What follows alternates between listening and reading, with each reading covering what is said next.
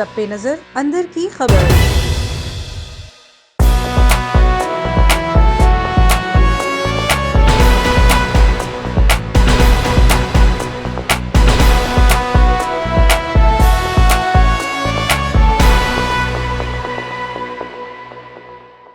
बिस्मिल्लाहिर्रहमानिर्रहीम, अस्सलाम वालेकुम। मैं हूं साकिब सलीम कुरैशी और आज एक बार फिर बात होगी अजब करप्शन की गजब कहानी। ये अजब करप्शन की गजब कहानी का ये अल्फाज गुज़िश्ता कई महीनों से मैं इस्तेमाल कर रहा हूं अपने प्रोग्राम में, और इसकी बुनियादी वजह यह है कि रियासत मदीना में ये अल्फाज इस्तेमाल करना मुनासिब नहीं लगता, लेकिन बार बार याद करवाना पड़ता है इमरान खान साहब को, जिन्होंने साल 2018 में बुनियाद रखी थी रियासत मदीना की पाकिस्तान में। रियासत मदीना का ये बड़ा अहम लफ्ज़ है जिसे इस्तेमाल हम बड़े अदब से करते हैं, लेकिन रियासत मदीना में जब करप्शन की बातें की जाती हैं तो नज़र आता है कि इमरान खान साहब की रियासत मदीना शायद उनके इर्द गिर्द एक कमरे तक महदूद है, उसके बाहर उस रियासत का जो कानून है वो अमल दरामद नहीं हो पाता पूरी तरह जिस तरह होना चाहिए। नज़र तो ये आ रहा है कि करप्शन की कहानी सुनाते सुनाते अब शायद लोग तब्दील होना शुरू हो गए हैं, क्योंकि ये मालूम हो चुका है कि करप्शन शायद पाकिस्तान से ख़त्म नहीं हो सकती। इसकी बुनियादी वजह यही है कि जब नीयतें साफ़ ना हो तो कुछ भी करना मुमकिन नज़र नहीं आता। उसकी असल वजह यही है कि जब आपके वज़ीर, आपके वज़रा और आपके अपने ख़ास लोग जो आपके इर्द गिर्द मौजूद हैं वो तकारीर तो बहुत अच्छी करते हैं, वो प्रेस कॉन्फ्रेंसेस तो बहुत अच्छी करते हैं, लेकिन हकीकी तौर पर खुद वो क्या करते हैं ये बड़ी अहम बात है। आज इस हवाले से अहम सवालात के हवाले से भी बात होगी।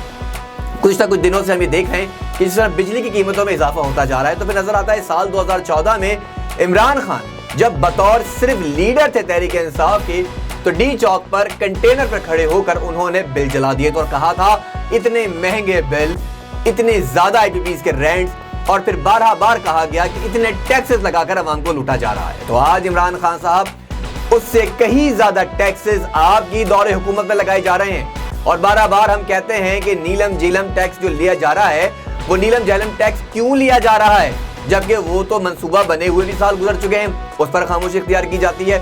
फिर सेल टैक्स, जनरल टैक्स, इसके अलावा आपकी यूटिलिटी की जो कंज्यूमर टैक्स हैं वो लगाए जा रहे हैं। साथ न जाने इतने कितने टैक्सेस हैं कि सिर्फ अगर टैक्सों को जमा किया जाए तो हर बिल पर तकरीबन 3 से 4 हज़ार के टैक्सेस हैं। उसके अलावा फिर जो आप यूनिट कॉस्ट लगाते हैं वो अलग है। तो एक घर के लिए ये बिल अदा करना कितना मुश्किल है, तो क्यों ना आज फिर सिविल नाफरमानी की तहरीक चलाने वाले इमरान खान साहब जिन्होंने बिल जलाए थे, तो क्यों ना आज अवाम उन तमाम बिलों को जला दे और बिल जमा करवाना बंद कर दे। अब जिस तरह के बिल बढ़ाए जा रहे हैं और वो तमाम जो जिम्मेदारियां जिनको लेनी चाहिए वो जिम्मेदारियां नहीं ले रहे। जैसे कि हमें नजर आया इस वक्त आपके जो मुशीर हैं, मामून खुसूसी हैं, जो पावर सेक्टर में मौजूद हैं, और जिस तरह वहां पे बदअनवानियां की जा रही हैं या फिर उनके तजुर्बे जो बता के, उनको प्रोफाइल्स बताकर उनको उन इदारों में बिठाया जाता है, वो सही तरह फैसले नहीं कर पा रहे हैं। आखिर पावर सेक्टर में जिस तरह की बदअनवानियां हो जा रही हैं इसका फायदा किसको पहुंचाया जा रहा है?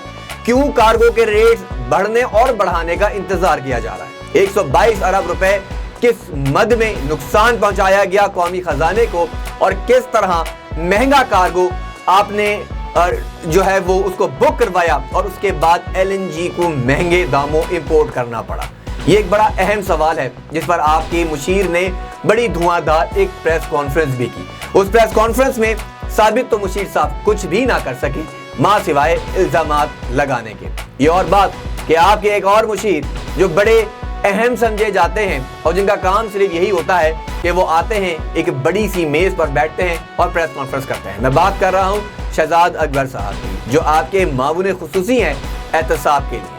वो क्या कर रहे हैं, अब तक कितनी रिकवरीज करवाने में कामयाब हो सके, और मौसूफ किस तरह, किस बेसिस के ऊपर इतनी बड़ी बातें करके चले जाते हैं। क्यों कौम का नुकसान किया जा रहा है, क्यों मईशत को नुकसान पहुंचाया जा रहा है? क्योंकि 122 अरब रुपए का तो एक छोटा सा स्कैंडल है जिसपे बात की जा रही है। इससे पहले जो स्कैंडल्स की बात की गई जिसमें आपके वजीर, बार बार कहता हूं, जो आपके सनत और तिजारत के वजीर हैं, सनत और तिजारत पैदावार के जनाब हमाद अजहर साहब, वो ना बात करना चाहते हैं ना जवाब देना चाहते हैं। एटलीस्ट इतनी तो अखलाकी जुर्रत होनी चाहिए कि आए और प्रेस कॉन्फ्रेंस के जरिए ही जवाब दीजिए, बताइए कि पीआईडीसी में क्या हो रहा है, किस तरह तबादले हो रहे हैं, किस तरह तकरीरें की जा रही हैं और किस तरह लोगों को नवाजा जा रहा है। ठीक इसी तरह यूटिलिटी स्टोर कॉर्पोरेशन में क्या हो रहा है, वहां पे मौजूद چیئرمین ذوالقرنین صاحب جو کہ دوست ہیں وزیر اعظم عمران خان صاحب کے، کس طرح کرپشن کی جا رہی ہے، اور ان کے زیر سرپرستی جو مینیجنگ ڈائریکٹر ہے عمر لودھی وہ کیا کر رہے ہیں، اور پھر نیچے 12 لوگوں کی ٹیم ہے۔ تو وہاں پہ بھی نقصان پہنچایا گیا، جو آٹے کی سبسڈی دی گئی، جو یوٹیلٹی سٹور پر سبسڈی چینی کی مد میں دی گئی، وہ کہاں گئی؟ تو کل ملا کے 422 ارب روپے کا آٹا اور چینی کا آپ نے بدعنوانیوں اور پھر بدنیتی کے ذریعے ملک اور قوم کو نقصان پہنچایا۔ اس کا ذمہ دار کون ہے اب تک جواب نہیں آیا۔ اب پلس ہو جاتا ہے 122 ارب روپے مزید اس میں پلس ہو جاتے ہیں۔ تو جس طرح پیسے پلس ہوتے جا رہے ہیں تو سارا ملبہ ڈالا جاتا ہے نواز شریف کے اوپر۔ نواز شریف کو حکومت سے گئے تقریباً 3.25 سال کا عرصہ ہو چکا ہے، لیکن آپ کی حکومت صرف باتیں کر رہی ہے۔ کیا وجہ ہے اس کی؟ کب جواب دیے جائیں گے اس کے منتظر ہیں۔ آپ نے سرائے خانے بنائے، مسافر خانے بنائے، تو وہ دورے جب آپ کرتے ہیں تو نظر تو آتا ہے کہ آپ کے پہنچنے سے پہلے تمام پلاننگ اچھی طرح مکمل کی جاتی ہیں۔ سردی کے اس موسم میں لوگوں کو رہنے کے لیے چھت نہیں مل رہی ہے، مسافر راتوں رات باہر بیٹھتے ہیں، لیکن آپ کی طرف سے کوئی پوچھنے والا نہیں ہے، کیونکہ اسلام آباد میں یا دیگر جگہ پر جو لینڈز ہیں، جو اسٹیٹس کی لینڈز ہیں، وہ ملکیت آپ کی ہے، کیونکہ آپ کی وراثت میں لکھی گئی ہیں۔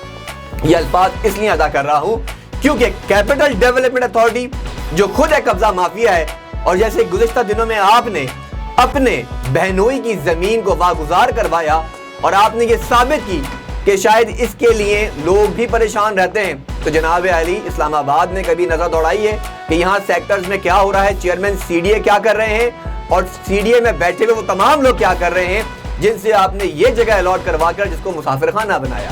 اس کے لیے آپ نے ایک این جی او کو تو نوازنا پسند کیا، لیکن ریاست کو نقصان پہنچانے کے لیے آپ کے لوگ آج بھی آگے رہے ہیں۔ کیپٹل ڈیولپمنٹ اتھارٹی میں جس طرح بدعنوانیاں کی جا رہی ہیں، جس طرح سیکٹرز میں فائلوں کا کورجنڈم کیا جا رہا ہے، جس طرح پیسے لے کے وہاں پر ایک عام آدمی کو پریشان کیا جا رہا ہے، جس طرح این ڈی سیز کے پیسے لیے جا رہے ہیں، جس طرح ڈی اے سے لے کے ڈائریکٹر تک اور ڈائریکٹر سے لے کے اوپر ممبر تک تمام لوگ انوالو ہیں، لیکن خاموشی اختیار کی جاتی ہے۔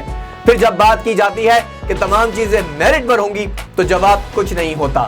آپ کے ڈی جی اسٹیٹ کی بات کروں، آپ کے چیئرمین سی ڈی اے کی بات کروں، اور سی ڈی اے کے کس ڈائریکٹر کی بات کروں، کس پٹواری کی بات کروں، کس کی بات کروں، نیچے سے لے کے اوپر تک سارا عملہ ہی کرپٹ ہے، کیونکہ آپ صرف ہاتھ ڈالنا اور تجاوزات کے خلاف آپریشن کرنا بھی اگر جانتے ہیں تو ایک متوسط طبقے کے خلاف سپریم کورٹ کے آرڈر، سابق چیف جسٹس کے آرڈر پر بڑا واویلا مچا کر ایک گرینڈ آپریشن کیا گیا، لیکن اگر آپ نہ ہلا سکے تو آپ سلور آکس کو نہیں ہلا سکے، جس کا آج میں نام لے رہا ہوں، اور مسلسل اس خبر کو بریک کیا۔ چیئرمین سی ڈی اے نے اس پر نوٹس لیا اور اس بات پہ انہوں نے باور کرایا کہ جو سلور آکس F10 میں ایک انلیگل کنسٹرکشن کے بعد نیچے بیسمنٹ کی بات کی، جو جس طرح انلیگلٹیز کے ساتھ وہاں کام کیا جا رہا ہے، اسے روکا جائے گا، لیکن شاید ہر مہینے پیسے اکاؤنٹس میں آتے ہیں۔ بلڈنگ کنٹرول اتھارٹی کے ڈائریکٹر فیصل صاحب کیا کر رہے ہیں؟ کس طرح بی سی ایس اپنے اختیارات کا استعمال نہیں کر رہا؟ کس طرح ایک انلیگل کنسٹرکشن کی بات کی جائے یا انلیگل یوز کی بات کی جائے، جو آپ کے لیٹر سٹیک کر کہہ رہے ہیں، جو میری خبر کے بعد لیٹر ایشو کیے گئے کہ یہ انلیگل ہے، لیکن پھر کہا جاتا ہے ہم اپنا کام کر رہے ہیں کیونکہ اکاؤنٹ میں پیسے آ رہے ہیں۔ اور اب میں چاہتا ہوں چیئرمین نیب سے بھی کہ تمام لوگوں کے آڈٹ کیے جائیں، تمام ڈائریکٹرز کے آڈٹ کیے جائیں۔ صرف چند نیچے لوگوں کو تبدیل کرنے سے چیئرمین صاحب کچھ نہیں ہوگا، آپ کو جاگنا ہوگا اور ایکشن لینا ہوگا، کیونکہ جب ایک صحیح وے میں کوئی بندہ کام کرنا چاہتا ہے تو سی ڈی اے میں اسے مستقل طور پر رشوت دی جاتی ہے۔ یہ رشوت بازاری کب بند ہوگی؟ آخر کب ڈائریکٹرز خاموش ہوں گے؟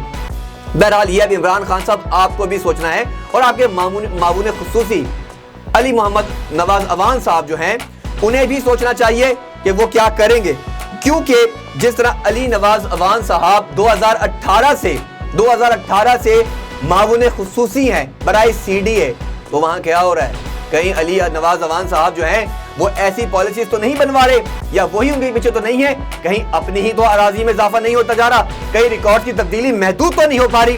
یہ بھی آپ کو جاننا ہوگا۔ پروگرام میں مزید ہم بات کریں گے کہ کس طرح پی آئی ڈی سی میں کرپشن ہو رہی ہے، کس طرح پیٹرولیم سیکٹر میں ہو رہی ہے، کس طرح گیس سیکٹر میں اب معاملات خراب ہوتے جا رہے ہیں۔ اب تھوڑی سی بات کر لیتے ہیں کووڈ 19 کی۔ कोरोना जिसे कहा जाता है, ये कोरोना कब आता है, कब जाता है? ये कोरोना क्या सिर्फ मखसूस लोगों तक आता है या इसे आगे भी बढ़ता है? मुझे बार बार कहा जाता है कि आप गुमराह कर रहे हैं, मुझे बार बार कहा जाता है आपको खौफ नहीं है। हाँ, मुझे मौत का खौफ नहीं है क्योंकि मौत बरहक है, लेकिन जो खौफ और जो मेंटल वॉर आप फैला रहे हैं अपने मफाद के लिए, अपने फायदे के लिए, वो अब नहीं होगा। क्या कोरोना सिर्फ एजुकेशन सिस्टम पर आता है? क्या कोरोना सिर्फ एक मुतवसत तबके की मईशत पर आता है? ये कोरोना आखिर जलसों में क्यों नहीं आता?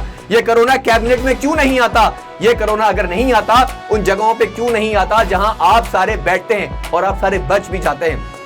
किसको खुश किया जा रहा है? फिर यह सवाल पैदा होता है, अभी आपने एक पॉलिसी निकाली है एनसीओसी ने, जिसे चीख चीख कर कहा जा रहा है 300 से ज्यादा अफराद के मजमे पर इजाजत नहीं होगी। अरे भाई, 300 के अंदर क्या कोरोना नहीं आएगा? उसे पता होगा कि 301 का फिगर जब होगा तो कोविड-19 एक्टिव हो जाएगा। ये किस तरह का फॉर्मूला बनाया जा रहा है? किस तरह अभी बख्तावर साहिबा की मंगनी के इंतजाम किए जा रहे हैं, कोविड-19 के टेस्ट की बातें की जा रही हैं। एक मुतवस्सित तबके ने तो कहा जाता है कि खुले एरिया में आप शादी करें, खुले एरिया में आप सारे काम करें, जहां 300 का मजमा हो। तो क्या बख्तावर की जो एंगेजमेंट है उसमें 300 लोग जमा होंगे या उससे कम होंगे? क्या हुकूमत के रेड चैलेंज होगी या हुकूमत एक्शन लेगी? क्या वहां पे वन डिश का इंतजाम होगा या फिर हर कोई मास्क में नजर आएगा या इसके अलावा कुछ और होगा? तो खुदारा इस कोविड की मेंटल वॉर को खत्म कर दें। बहुत हो गया ये कोविड का ड्रामा कि अब दूसरी लहर है। सिर्फ आपके इजलास में बैठने से कोविड खत्म नहीं होगा। अगर हकीकी तौर पर इसको खत्म करना है तो ग्राउंड पे आके फाइट करें। अस्पतालों में आपने क्या इंतजाम किए हैं? अगर कोई इंतजाम किए तो वाज़ेह तौर पर सामने लाएं। आपकी पंजाब की जनाब वजीर सेहत साहिबा जो हैं, उन्होंने यास्मीन राशिद साहिबा ने बड़ी दिलेरी और बड़ी उसका मुजाहरा करते हुए जिम्मेदारी का एक्सप्रेस सेंटर, जो एक्सपो सेंटर लाहौर में बड़ा कारनामा किया। करोड़ रुपए लगा दिए बेड्स पर, इस पर उस पर, जहां हमने देखा कि कोविड के दरमियान लोग मैचेस खेलते रहे।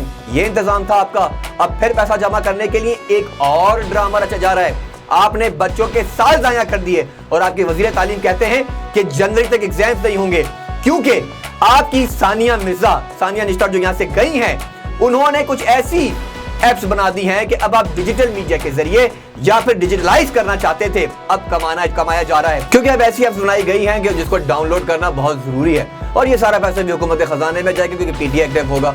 खुदा का वास्ता है, अब इमरान खान साहब या तो रियासत मदीना का अल्फाज वापस ले लें, या तो एहतसाब का अल्फाज वापस ले लें, या फिर वजीर आजम की निशिस्त पर बैठकर वजीर आजम पाकिस्तान इमरान खान बन जाएं।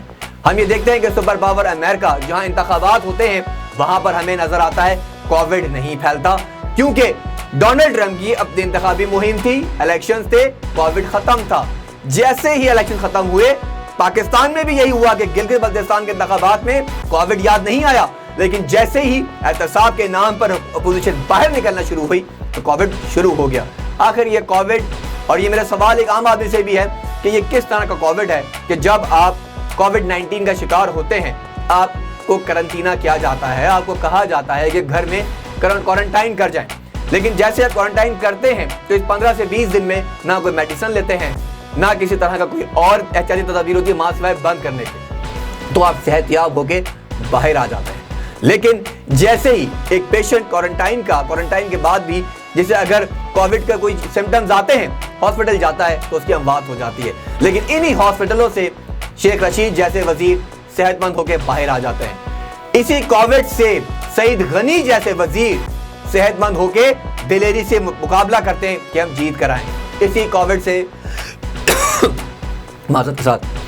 कोविड से मुराद अली शाह जैसे लोग बच के बाहर आ जाते हैं, लेकिन नहीं बचता तो एक आम आदमी, क्योंकि शायद पाकिस्तान में यह वबा फैली नहीं है जितना मेंटल वॉर के जरिए फैलाई जा रही है।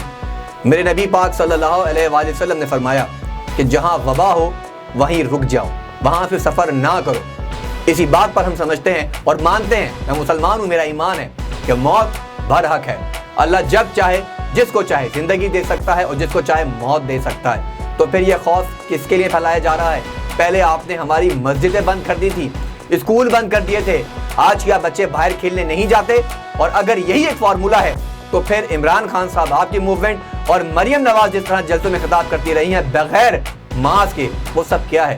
خدارا اس کووڈ کے ڈرامے کو بند کریں، احتساب کے عمل کو آگے بڑھائیں اور اس احتساب کے پروسیس کو جتنا آگے لے جایا جا سکتا ہے صحیح وے میں آگے لے جایا جا سکے۔ پاور سیکٹر کے ندیم صاحب کو بھی بلا کے، ندیم بابر صاحب کو بلا کے تمام تر تفصیلات لی جائیں کہ کس طرح پاور سیکٹر کو نقصان پہنچایا جا رہا ہے، بجلی کے بلوں کو کم کیا جائے، یوٹیلیٹی اسٹور پر چینی اور آٹے کی فراہمی کی جائے، انفلیشن کو کم کیا جائے تاکہ معاملات تیزی سے بہتر ہو سکے۔ پروگرام میں یہاں وقت ختم ہو جاتا ہے، مجھے دیجیے اجازت، اللہ نگہبان۔